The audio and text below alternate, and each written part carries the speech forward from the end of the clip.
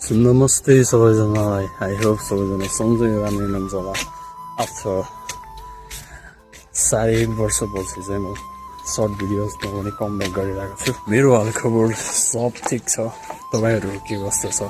All my subscribers है, अब चाहिँ सर्ट भिडियोहरू आउँदै गर्छ। That's why stay tune guys, सकेसम्म चाहिँ गरिरहेको छु।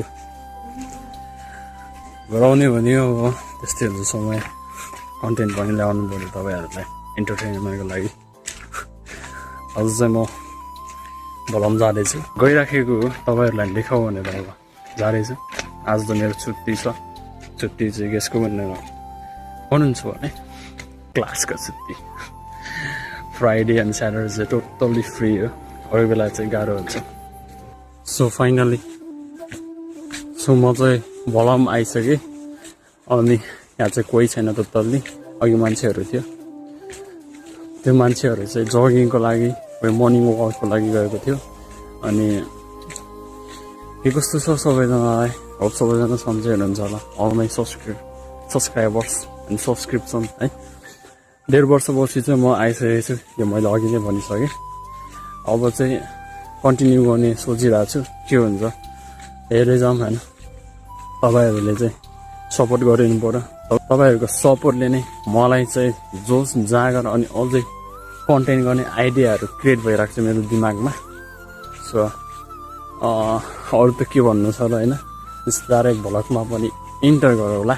अझै चाहिँ मिनी भ्लग, यो पनि भ्लग नै हो तर यो मिनी भ्लग भयो, त्यो चाहिँ छुट्टै हो।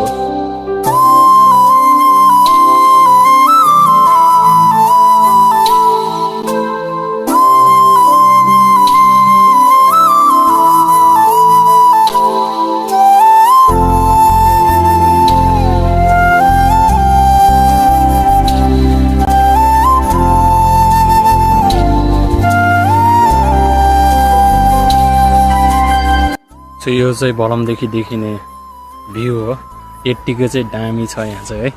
सो अब चाहिँ घर जाने टाइम भयो, अब 10 बजिसक्यो। म 8:30 बजीतिर यहाँ आइसकेको थिएँ। मर्निङको भ्यू तपाईँहरूले देखिसक्नुभयो। अनि स्पेसल्ली थ्याङ्कफुल चाहिँ माई मामा इन्द्र पाइज, उहाँले चाहिँ मलाई यो फोन प्रोभाइड गर्नुभयो।